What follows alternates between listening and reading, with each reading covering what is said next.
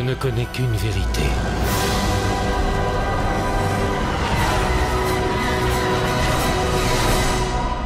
Le temps est venu pour les Jedi d'en finir.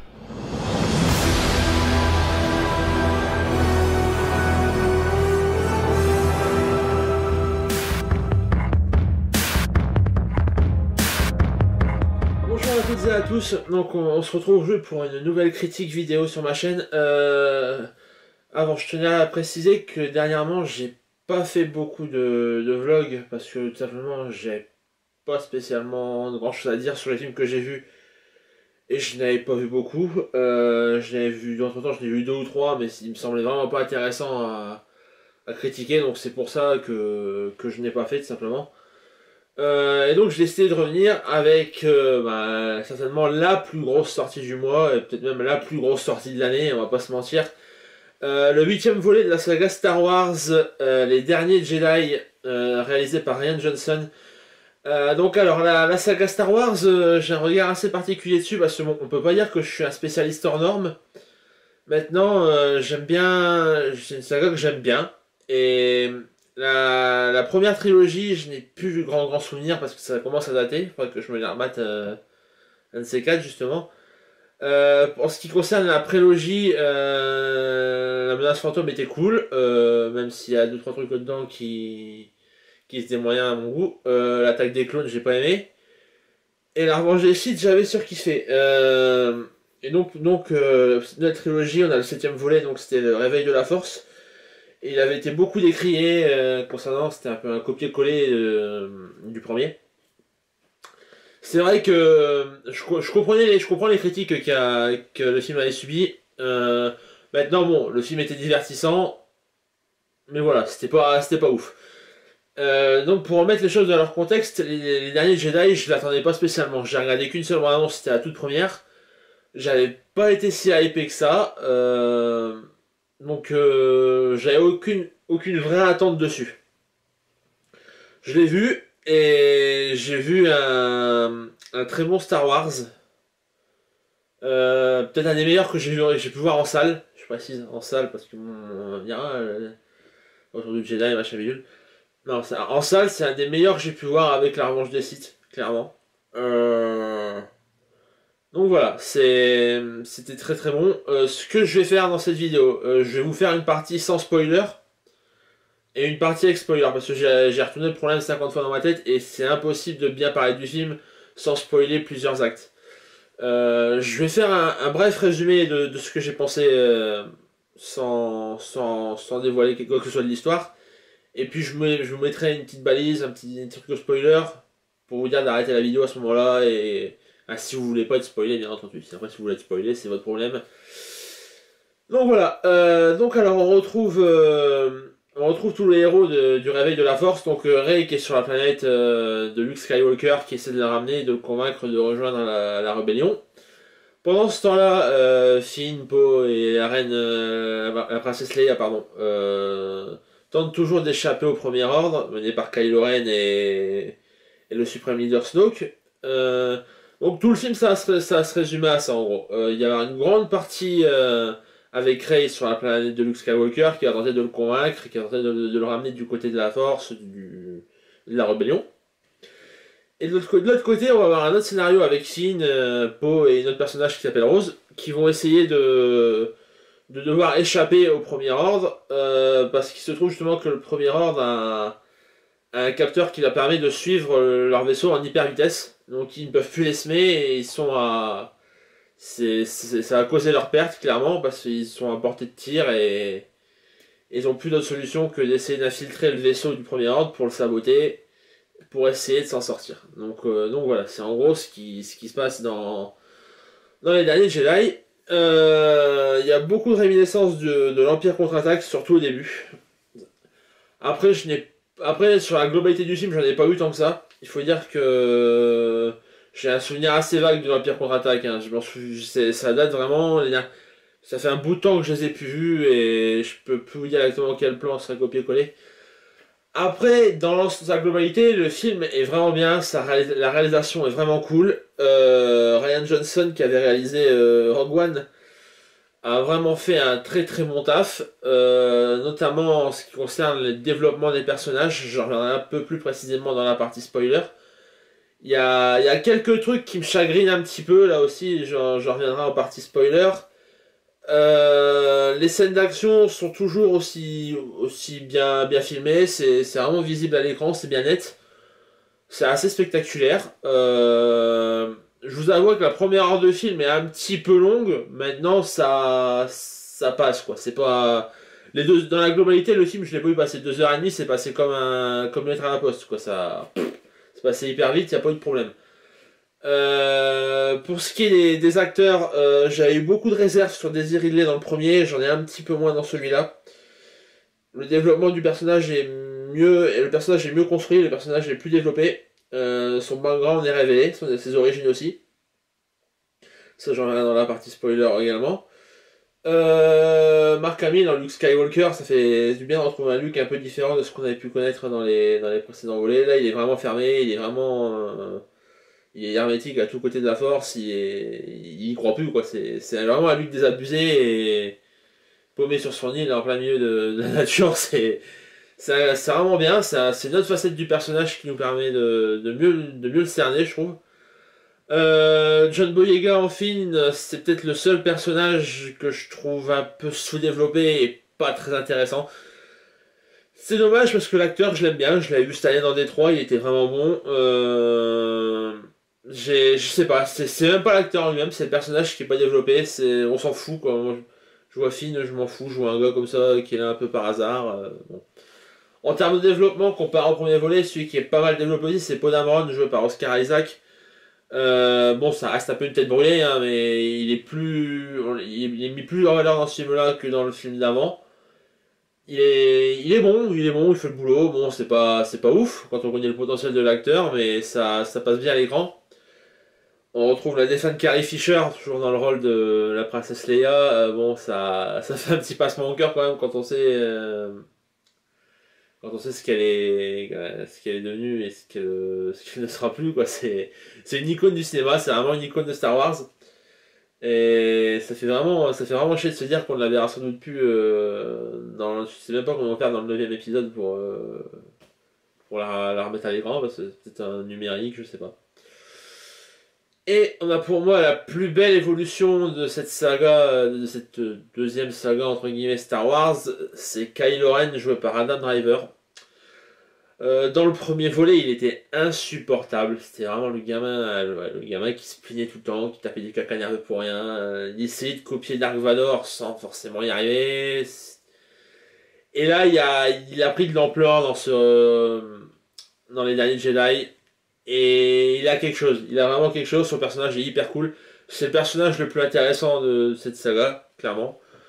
Bon, il sera pas encore au niveau de Vador, il sera pas au niveau de tous ces méchants iconiques. Maintenant, il a quelque chose. Et Adam Driver le joue très bien. Il a une présence à l'écran. Il a un petit charisme malgré un faciès assez particulier. Et donc ça passe bien. En plus, sa relation avec Rey est vraiment très très bien transcrite à l'écran. C'est vraiment le yin et le yang. C'est ce que je me disais devant l'écran. C'est assez incroyable. L'un a besoin de l'autre. C'est vraiment bluffant. C'est vraiment bien joué. Et j'ai hâte de voir la suite de cette relation qu'il va y avoir entre les deux dans le 9ème volet.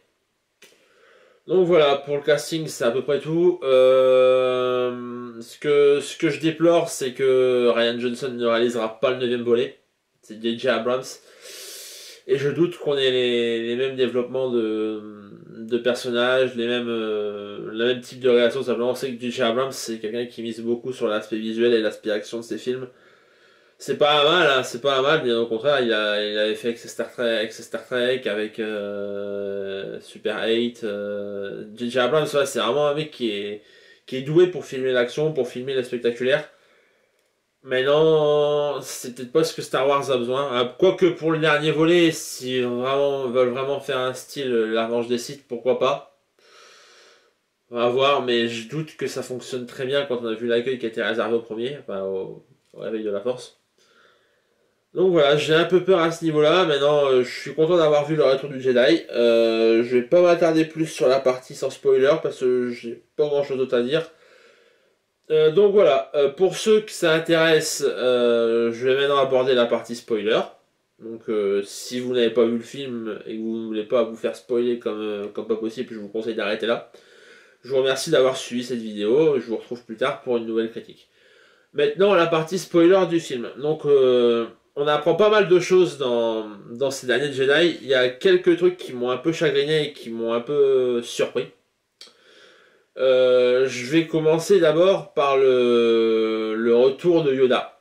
Le retour de Yoda, je m'y attendais pas. Ça fait plaisir.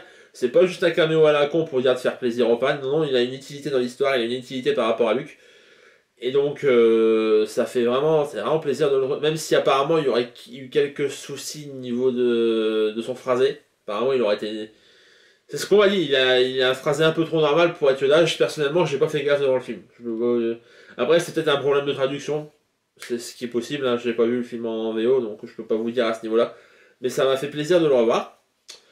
Qu'est-ce qui me chagrine d'autre dans le film? Bon, je vais en passer direct à ça, c'est les origines de Rey et de Rey justement. Donc, on a eu tous une autre théorie sur les origines de Rey, comme quoi que ce serait la fille d'Han Solo, la fille de Luke Skywalker, la fille d'Obi-Wan Kenobi, la fille de machin truc muche. En fait, non, Rey c'est juste une fille de paysan qui a été abandonnée par ses parents. Quand j'ai appris ça dans le film, j'ai été déçu, clairement. Pas par rapport à la révélation elle-même, mais plutôt par rapport à l'enjeu qui a été créé avec cette histoire. Pendant tout le film, pendant une bonne partie du film, Rey justement parle de savoir qui sont ses parents, alors que c'est un enjeu majeur du film, et c'est expédié comme ça. Il y a plusieurs possibilités. Soit c'est parce que c'est Kylo Ren qui révèle cette information à Rey. Donc il y a deux possibilités pour moi. Soit c'est une stratégie de Kylo Ren pour faire pencher la Rey du côté obscur de la Force, le côté manipulation et tout. C'est fort probable. C'est ce que j'ai pensé directement. Maintenant, il y a une autre possibilité, c'est que le message du film, en fait, c'est que la Force est accessible à tout le monde. Donc tu mets Rey, fille de paysanne, qui peut devenir Jedi. Donc tout le monde, ça véhiculerait le message justement que tout le monde peut devenir Jedi. Ça irait très bien avec la fin du film, on nous montre un enfant qu'on avait pu voir 3-4 secondes avant, qui chope un balai comme ça juste avec la force. Donc ça dépend, il y a les deux possibilités. Je pense que Rian Johnson l'a fait exprès pour voir ce que Abrams pourrait en tirer. Je pense que Disney même se laisse clairement le choix. On aura les deux trucs sont possibles pour moi. Est-ce que je préférais que ça reste du côté force accessible à tous? Franchement, non. Parce que c'est pas. Ça collerait que le message du film, mais ça serait pas hyper excitant, je trouve. Ça enlèverait beaucoup de charme à la saga, surtout que l'enjeu était assez majeur. Maintenant, ma théorie là-dessus. Vu la connexion que Rey entretient avec Kylo Ren, comme je vous l'ai dit, c'est un peu le yin et le yang. Ça m'étonnerait pas qu'ils aient un lien de parenté, donc que Rey soit la sœur de Kylo Ren, donc la fille de Leia et de Han Solo. Ça me surprendrait pas. Pour moi, je sais pas, il y a quelque chose devant le film qui me fait dire que leur relation est à ce niveau-là. Ils sont tellement connectés l'un à l'autre, ils sont tellement proches sans l'être forcément, que l'un a besoin de l'autre en fait. C'est ça qui me fait pencher de ce côté-là. Je vois pas d'autres possibilités. Pour moi, c'est clairement pas la fille de Luke, c'est clairement pas la fille d'Obi-Wan Kenobi. C'est autour de Leia, d'Han Solo, de Kylo Ren. Ça se pense dans ces alentours-là. Maintenant, ils peuvent très bien garder le côté la force accessible à tous. Ça sera pas dérangeant, je pense que si c'est bien exploité dans le dernier film. Mais j'ai plus l'impression que on va s'orienter vers une relation frère et sœur entre Kylo Ren et Rey. Non, je peux me tromper, hein. J'ai pas la science infuse et comme je vous l'ai dit, je suis pas non plus hyper calé. Je connais les bases, mais je suis pas hyper calé dans l'univers Star Wars, donc ça se peut que. Autre chose, je sais pas si vous vous souvenez, dans le premier film, on nous avait vendu le leader suprême Snoke en grand méchant du film, à la Palpatine, à la Dark Sidious. J'y ai cru aussi. J'y ai cru pendant tout le film. Et à un moment dans le film, je me dis, il est sur son trône, là, il dégage une de ses puissances. Et juste à ce moment-là, Snoke se fait tuer par Kylo Ren. Et Kylo Ren devient le méchant magnificent de cette trilogie. Et ça m'a foutu sur le cul parce que je m'y attendais pas. J'avais pas vu le potentiel de Kylo Ren jusqu'à cette scène. Et en y réfléchissant, je me dis que pour Kylo Ren, justement, c'était peut-être la meilleure chose qui pouvait lui arriver. Ça lui a fait gagner de la crédibilité, ça lui a fait surpasser ses élèves qui a dépassé son maître, clairement. Et donc voilà, mais clairement pour un personnage qu'on a vendu comme suprême leader, hein, c'est même pas le leader, hein, c'est même pas le leader, c'est suprême leader, donc c'est le niveau... le mec il était limite au-dessus de Dark Vador, quoi. Il était au-dessus de tout, donc c'était au-dessus de Palpatine, au-dessus de tout ce qui est dans la galaxie. Non, il est mort. Juste au moment où je me dis qu'il dégage une puissance monstrueuse. C'est comme si il y a eu un transfert de sa puissance vers Kylo Ren d'un coup, c'était assez violent. La scène qui s'ensuit d'ailleurs est juste magnifique, avec un combat entre les chevaliers de Ren et puis Rey et Kylo Ren justement. La scène est juste magnifique, c'est un fond rouge, le design est juste magnifique. Voilà. Ce que j'ai beaucoup apprécié aussi, ce que j'ai apprécié, c'est que on sent que Johnson a voulu, comment dire, faire passer le message comme quoi qu'il avait entendu les fans qui avaient critiqué le premier film. Je m'explique. Au début du film, on a donc Kylo Ren qui rend visite au Supreme Leader Snoke. Et justement, le Supreme Leader lui reproche, ouais, tu t'es fait battre par une fille qui a aucune connaissance de sabre laser, qui connaît pas la force. C'est ce qui avait été c'était un reproche qui avait été fait justement au premier film. Et ensuite, il y a Snoke qui dit à Kylo Ren une réplique forte de sens, tu n'es qu'un gamin avec un masque. Et c'est exactement ce que les gens avaient dit de Kylo Ren à l'époque, quand ils avaient découvert que c'était le vrai méchant du film. C'est ça qui m'a plu. Je trouve que Johnson essaie de faire passer un message à travers son film pour les détracteurs du premier volet. Après, le premier volet, c'est pas mal de merde, hein. Et donc, c'est un peu dur de tout rattraper. Mais là, je trouve vraiment que c'est bien fait. C'est pas subtil pour un sou, hein, ça me balance dans la tête comme ça. Et je trouve ça vraiment intelligent. Parce que les gens vont se sentir écoutés et les gens vont considérer le film comme meilleur que le précédent volet. Et je pense que c'était le but, clairement, de Rian Johnson. C'était de faire un film meilleur que Le Réveil de la Force. Ça, il n'y a pas à s'inquiéter, le film est largement au-dessus, il n'y a pas de problème. Qu'est-ce qu'on a d'autre? Qu'est-ce que je pourrais spoiler d'autre? Le combat final est certes pas un peu light, mais vraiment pas à la hauteur d'un combat final. Mais visuellement, il est ouf, hein. On est sur une planète de sel rouge. C'est avec des vaisseaux, vous l'avez vu dans la bande-annonce, les traînées rouges qui suivent les vaisseaux. C'est juste magnifique. À l'écran, c'est juste magnifique. Et donc, ah oui, le dernier spoiler est assez important quand même.